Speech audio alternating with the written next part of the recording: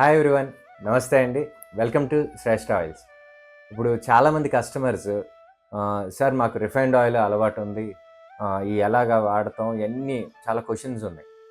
అసలు అవి వాడితే ఏంటండి, ప్రాబ్లం ఏంటని అడుగుతున్నారు. మేము తయారు చేస్తాం, మాదే గొప్పది అని చెప్పడం కాదు. మీరు నెట్ ఎలాగో సర్ఫ్ చేస్తూ ఉంటారు ప్రతి ఒక్కళ్ళు. ఈరోజు నెట్లో ఎతకండి refined oils how they are making అని. అందులో ఏం కలుపుతున్నారో చూడండి ఒకసారి. పక్కా క్రూడ్ కెమికల్స్ అండి. కలర్ కోసం బ్లీచింగ్ పౌడర్స్ వేస్తున్నారు. నాకు తెలిసి తయారు చేసే ఓనర్ కూడా అవి యూజ్ చేయరండి. మన శ్రేష్ఠ ఆయిల్స్ కానీ ఎక్కడైనా సరే వుడెన్ ప్రెస్డ్ ఆయిల్స్ మీరు ఫస్ట్ వాడే ముందులు కూడా హెల్త్ చెకప్ చేయించుకోండి.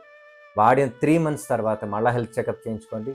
ఐఎమ్ టెల్లింగ్ యూ, మీకు కొలెస్ట్రాల్ కానీ షుగర్ లెవెల్స్ కానీ చాలా కంట్రోల్ అవుతాయి.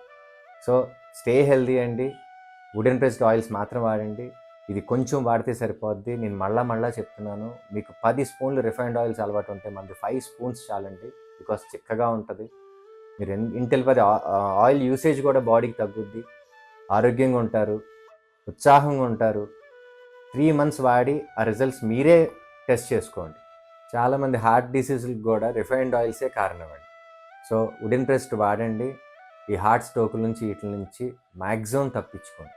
Thank you.